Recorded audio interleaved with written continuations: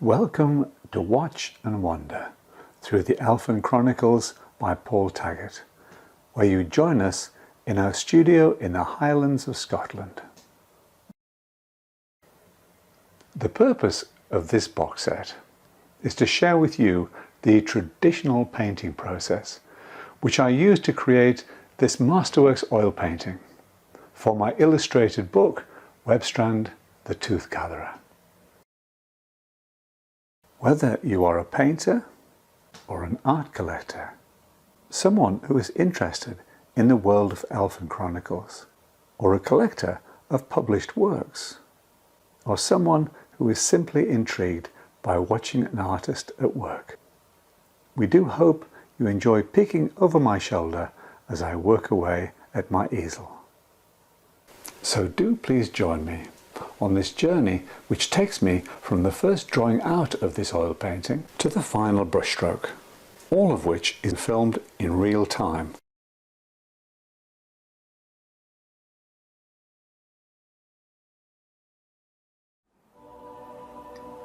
Hello and welcome to my studio in the Highlands of Scotland, and this very special reveal of my Masterworks oil painting, which was created specifically for the book jacket of Webstrand the Tooth Gatherer, part of Paul Taggart's Elphen Chronicles.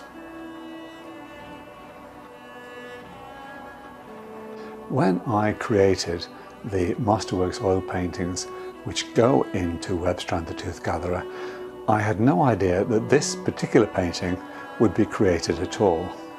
It wasn't until Sunita Gahir, who is our design director, began working on the book jacket that she suggested to me that it would be really nice if the book jacket contained the whole trip across the surface of the planet Shimmistra, which is the Elfen's homeworld. At first I really didn't know how this would work, but as usual, I got out a pencil and a piece of paper and started to work it out. There were several challenges along the way, involved with the fact that this was a book jacket and that it had to spread the story from the Elfen leaving the Starway all the way to their home nest on Shimmistra.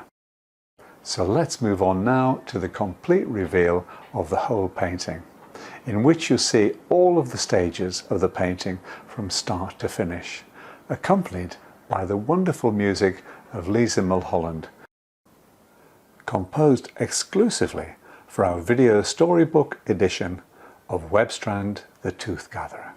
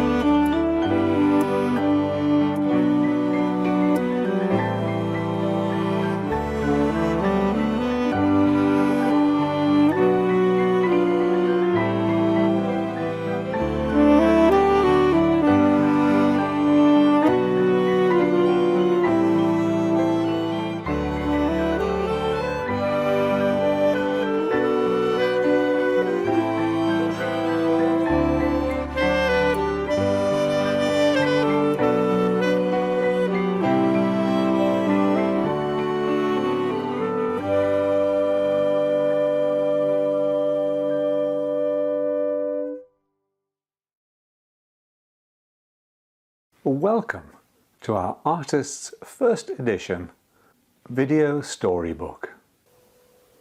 We invite you to listen along with me as I personally read through my unabridged original story, Webstrand, the Tooth Gatherer, available as a box set containing all 9 chapters for streaming here on Patreon. Let me take you now to the drawings that I started with, and I'll take you through the whole journey. Here are my first scribbled drawings. You can see the challenges straight away. The whole picture had to be broken into 4. If you imagine this as a book jacket itself, this would be the central spine. This would be the front cover. This a flap which goes inside the front cover. This the back cover, and this the flap which goes inside the back cover. Each of those had to be incorporated in the total landscape. But as I began to create more and more of the drawings and get the idea of how the thing was going to work, I realized that not only did they have to make a complete picture, but also that each of these had to work in its own right, especially the front cover. And the front cover would have to have Webstrand herself. So as I moved through these elements, these ideas started to percolate. And I started to think, if this was a journey over Shimmistra, the Elphen themselves could carry us through the picture to the Elphen nest on the left-hand side. It had to work from right to left because of the front cover. So I wanted to start on the right-hand side with the Starway opening. And in the Starway opening on Shimmistra is held in the hands of a guardian. And so on these first 3 drawings you can see I'm trying to incorporate the guardian, but I started to realize that that would be too much of a domineering element in the painting. And really it was the Elphen themselves, it was the Starway. And so I decided really that it was just the entrance to the Starway itself, which is held in place by this ball of plasma, this ball of energy. So I got to this point where the Starway itself was just going to be depicted by this sphere of light. The Elphen were going to come out and they were going to move across to the Elphen nest on the left-hand side. So I then started to draw this up on a slightly larger scale. Let me take you to that now, which is the drawing beneath. Here you see the final drawing with a trace laid over the top, and it gives you some idea of how the picture is going to be broken up when the picture is in fact folded as the front cover. You'll also see on this tracing how the drawing underneath, which you can just see through the tracing, we'll lift the tracing off in a moment, but you'll see how the original drawing is already being changed as the tracing goes over the top to make these shapes work better within the rectangle, for example. So the initial wing here is smaller, and on the actual trace I made it larger to fit into the rectangle so that each of these rectangles works within its own right. I also had to incorporate what's known as the bleed. This is the area which you're likely to lose as the image is printed onto paper. And you will also notice that these lines, while they show the rectangle, they also present the folds, and those folds it was really important that they didn't go through important elements of the picture. So here you can see it cuts through the moon of Shimmistra, but it doesn't hit either the wing here or the Starway, and you can see that all the way through. Again, we go through, if you like, an unimportant part of the composition.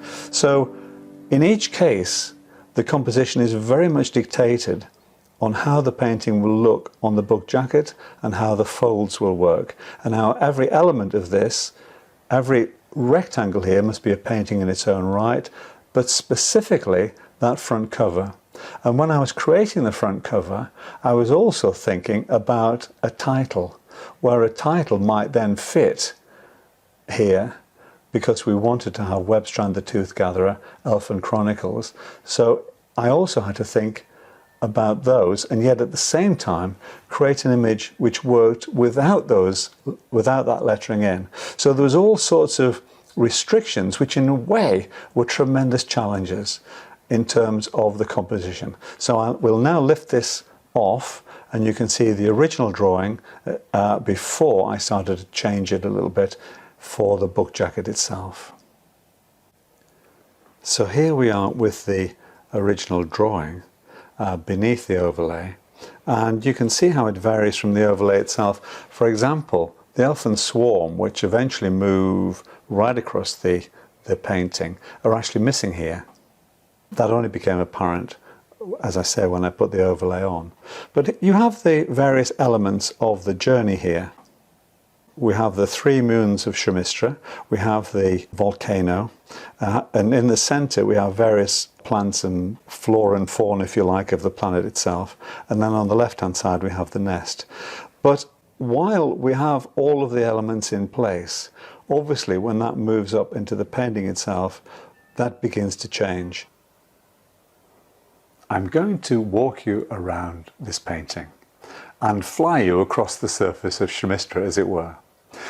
But before I do, bear in mind that you can see every element of this painting, from the first drawing out right through the underpainting and onward onto the finishing glazes of the painting in our Watch and Wonder box set.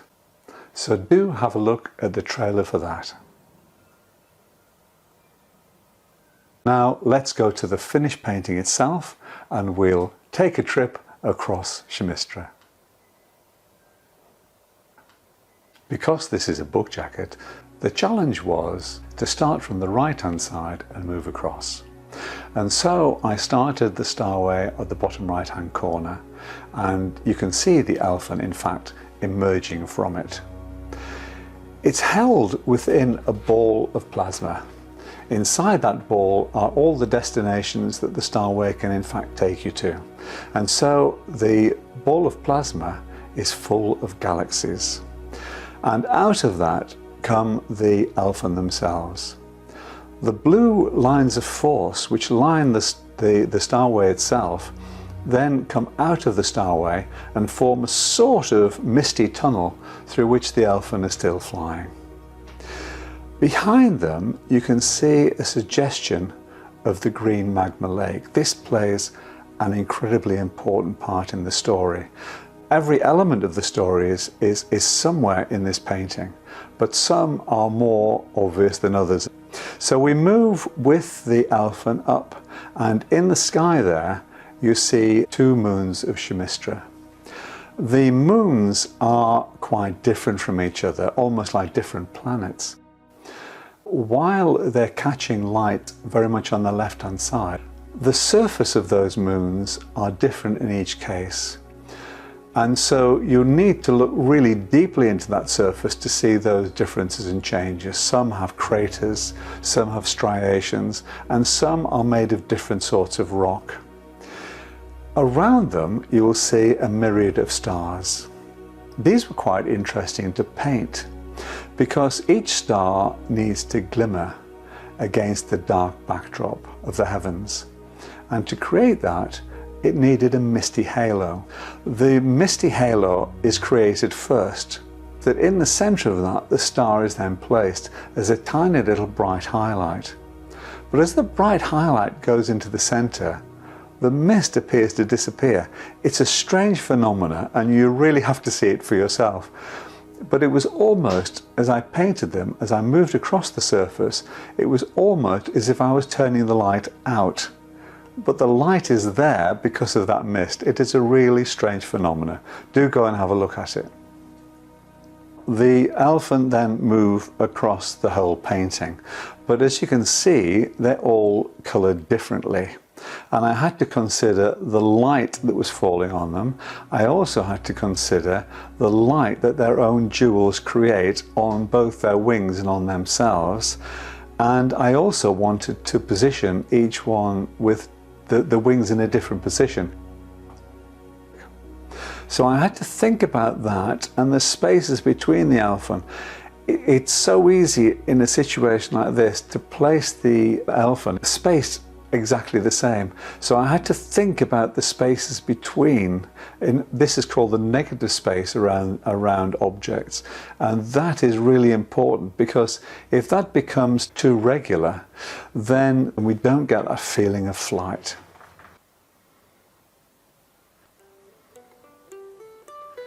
Let's move to Webstrand herself. She is covered in gems, and she has this transparent skirt, as it were, which is made of spider's web, and her wings are transparent. This took quite a while to build up in layers of paint and in layers of glaze.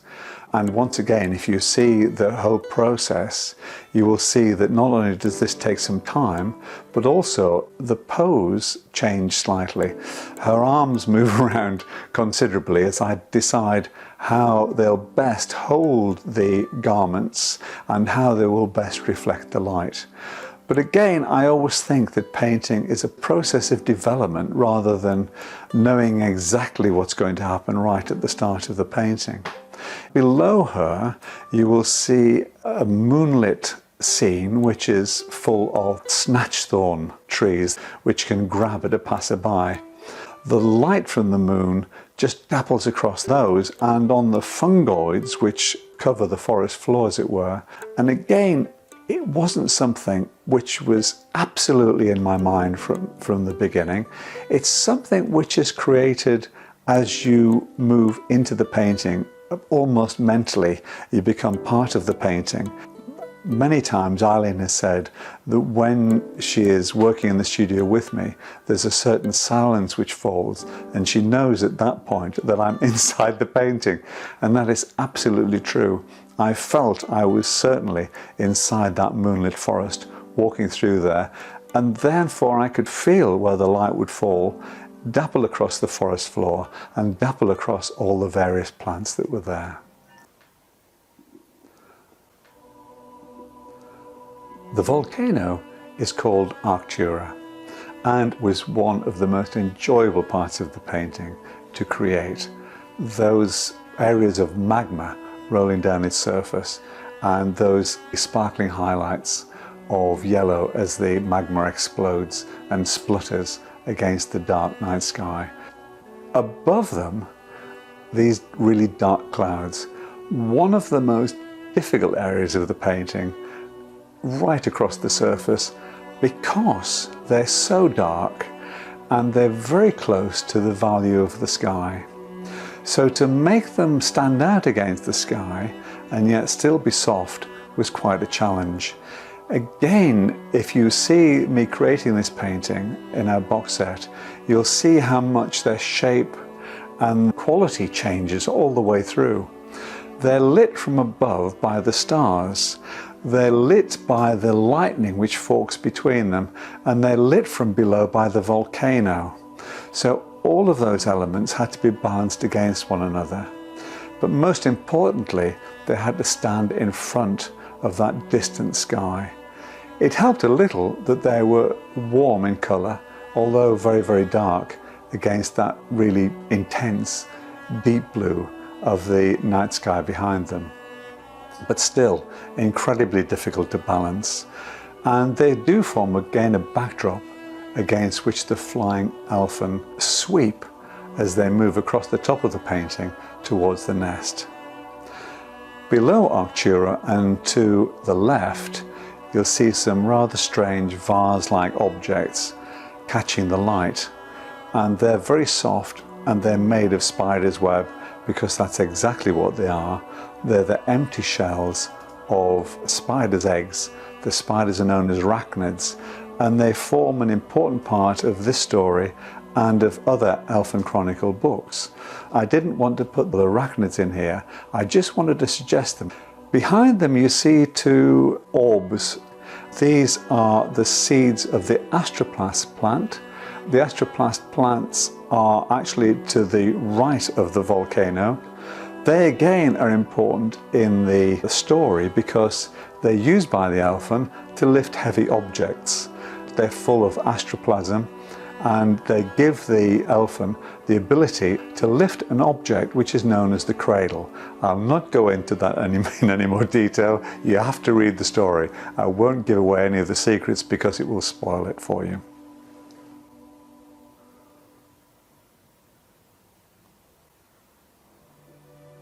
We are now very close to the Elphen nest. You can see the swarm of Elphen sweeping down towards its entrance at the base. The green light that's emanating from that is created by the Elphen crystals inside, and as you can see, the Elphen nest is poised on the edge of an abyss, again an important part of the story. The Elphen nest towers into the sky, and the light seeps out of it, seeps out of those individual pods in which the Elphen live. Behind the nest is the final Shimmistran moon, one of the three. The Elphen have arrived at their home and we are ready to start the adventure, but of course there is much more to Shimmistra and much more about the Elphen and the tales that are to be told there, especially of Fizz and Webstrand the Tooth Gatherer.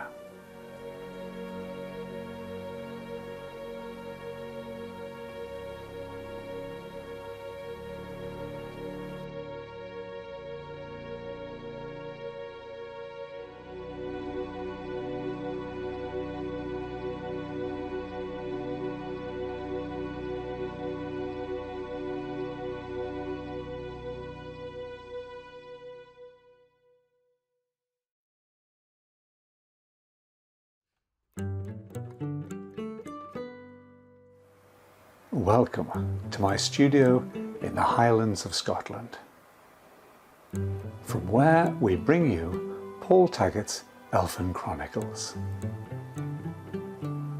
As a young child, I was a very solitary individual. I loved to play on my own, especially in my grandmother's garden.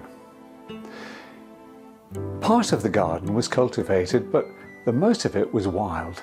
And I loved walking through the long grasses and weeds and flowers that grew there.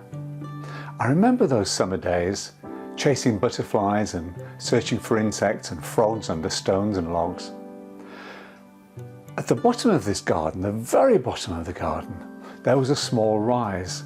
And once I was beyond this small rise, I was hidden from my grandmother back in the house. Just at the bottom of the rise was a small area of different grasses. The large grasses diminished, and here was a swathe of fine green grass, and it grew in a perfect circle. And I remember one day, with the sun on my eyelids as I sat on that rise looking down on that grassy area, just closing my eyes for a moment and reopening them, there was a movement, and I recognized it as a blue butterfly. I know there are blue butterflies everywhere, but there weren't any in my grandmother's garden. I knew that because I'd chased many a butterfly. There were cabbage whites, there were tortoiseshells, red admirals, but I'd never seen a blue one there. So I was fascinated by it, but as I tried to focus my eyes on it, it disappeared. So I closed my eyes again and opened them just slightly, and the blue butterfly came back. And I thought this was incredibly strange. So I kept my eyes half closed, pretending I was asleep. And I watched this butterfly flutter around, and it was soon joined by another, and then another. And they began to fly in a circle, a clockwise circle around this green swathe of grass. You may say, well, you were probably asleep. I had, after all, closed my eyes. But this was not the only occasion it happened. After that time, I went down to that spot again and again throughout the summer, and the blue butterflies came back. And soon I became absolutely entranced by their magic. As an adult, I always wanted to capture the essence of this magic, which is how, in the mid-90s, I found myself bringing to life the mysterious creatures that are the Elphen. During the light of day, I would take up my brush and watercolour paints to work on a set of 18 unique illustrations that were enchanting me. As I painted, I became so engrossed that all other paintings and books were forsaken in order to free my imagination and allow me to concentrate on completing my first book in the Elphen Chronicles, in which I recount a particular legend involving the Elphen swarm leader Lacewing and an itinerant artist by the name of Artemis Glynn. However, it had always been my hope to set aside enough time to work on a collection of oil paintings with which to depict another significant event in Elphen history. We invite you to join me as I share with you my latest illustrated book from Paul Taggart's Elphen Chronicles, Webstrand, the Tooth Gatherer. Fast forward a few years later, and once more the lure of the Elphen was too great to resist. I began work on another unique collection of Masterworks oil paintings, which were to take me well over 5 years to create. As before, the Elphen folklore of Webstrand the Tooth Gatherer took over my life as I worked on these all-important masterworks. The composition for each Elphen portrait and scene-setting painting was originally based on my first draft of the narrative. Soon, however, I found myself changing the interpretation of the story within these paintings as the world of Webstrand the Tooth Gatherer took hold. Ultimately, the developing paintings had an ever-changing influence on the story.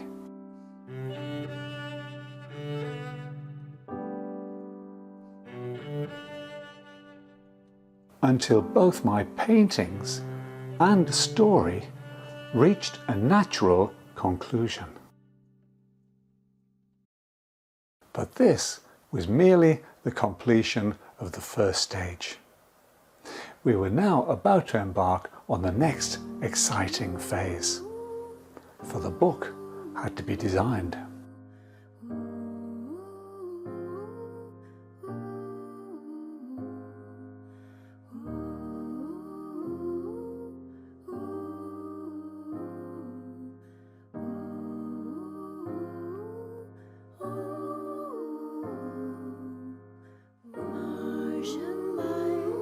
We had a million ideas to explore. Why not some dedicated Elphen music? At the very least, the Elphen song, which comes into the story. Our wish list was growing as we added special items. The studio was filling with examples of uniquely produced work by talented craftspeople.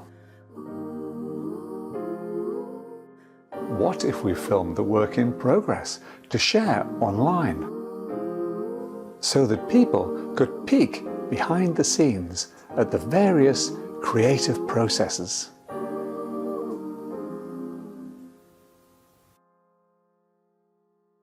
And how about something else, which is a little bit different, something unique to us?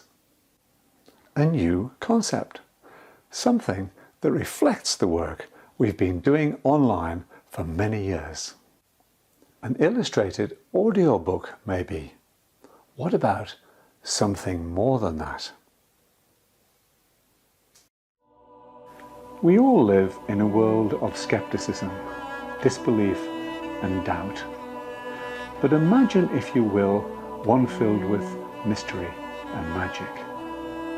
Here, wishes can actually come true in a way you would hardly believe.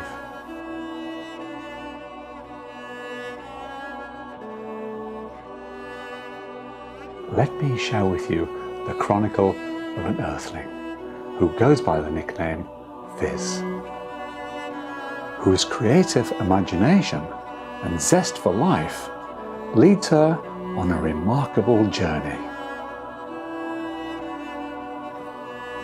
A journey which was to change her life forever, on which her guide was none other than Webstrand the Tooth Gatherer.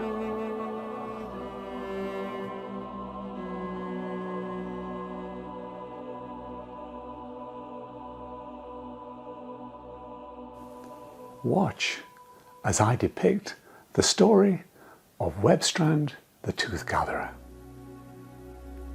through my scene setting, original Masterworks oil paintings.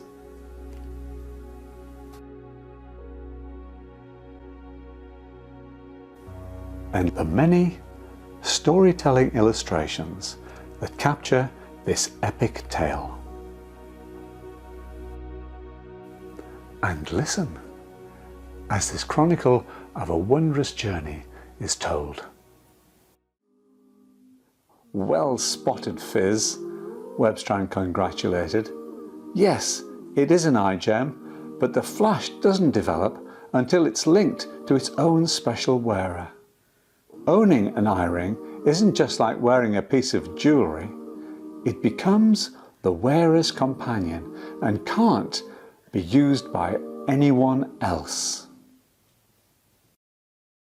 And listen to the original musical soundtrack and soundscape that undulates through the good times and bad,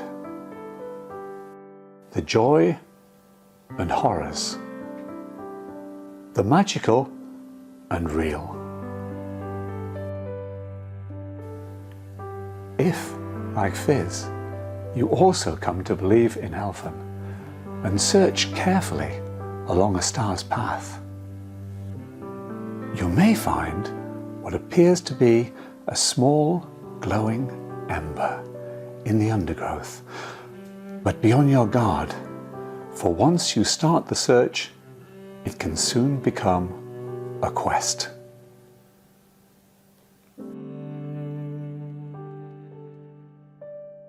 Welcome to our artist's first edition video storybook, created, filmed and produced by us in our own studio here in the Highlands of Scotland. We invite you to listen along with me as I personally read through my unabridged original story, Webstrand the Tooth Gatherer, available as a box set containing all 9 chapters for streaming here on Patreon, accompanied not only by Lisa's evocative music, which wends its way through the entire 9 chapters, but also by my 20 masterworks, and the 116 vignettes, which are brought to life as I read from the pages of this video storybook, in the telling of the wondrous journey and epic tale that is the Elphen folklore Webstrand the Tooth Gatherer. This unique concept of our video storybook was inspired by the artistic interpretations of my original story and paintings by our fellow collaborators.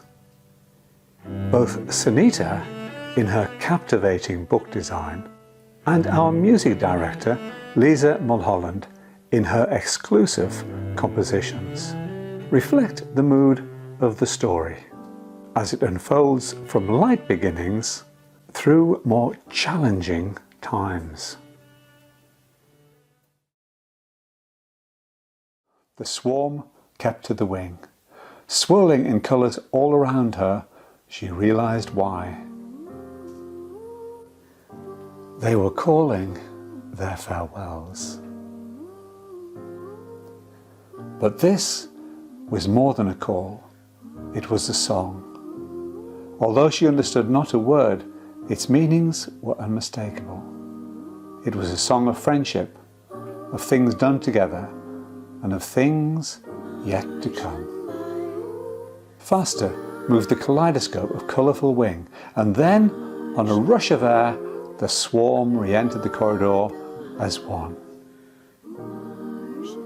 And was gone. Time seemed to retrace its steps. Here was the same fizz as before. Well, perhaps a little changed. Sitting on our bed in the gloom of the same night on which they had left.